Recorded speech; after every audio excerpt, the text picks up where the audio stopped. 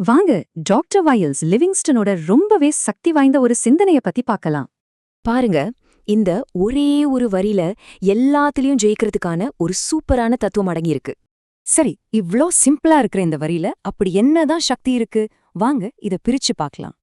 எல்லாமே எங்க தொடங்குதுன்னா, நாம ஒரு வேலைய செய்யணும்னு முடிவு பண்றதுல தான். அடுத்து ரொம்ப முக்கியமானது, அந்த வேலைய கரெக்டான நேரத்துக்குள்ள முடிக்கணுங்கிற கட்டுப்பாடு. இப்படி வேலைய நேரத்துக்கு செஞ்சா எல்லாத்துலயுமே வெற்றி நிச்சயம்னு சொல்றாரு. சோ இதுதான் அந்த சிம்பிளான 3 படி செயல்முறை. ஒரு வேலைய எடுக்கிறோம், நேரத்துல முடிக்கிறோம், ஜெயிக்கிறோம். ஆனா இதுல முக்கியமான விஷயமே கடைசியா வர்ற அந்த 3 வார்த்தைகள்ல தான் இருக்கு. அதாவது, இது நீங்க அப்பப்போ செய்யற ஒரு விஷயம் இல்ல. இது உங்க சுபாவமாவே மாறிடணும்.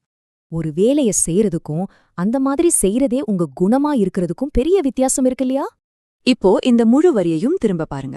வேலைய நேரத்துக்கு முடிக்கிறது ஒரு செயல் இல்ல, அதுவே வெற்றியின் சுபாவம். சரி, இப்ப உங்களுக்கான கேள்வி. இன்னையில இருந்து நீங்க உருவாக்க போற அந்த ஒரு பழக்கம் என்ன? யோசிங்க.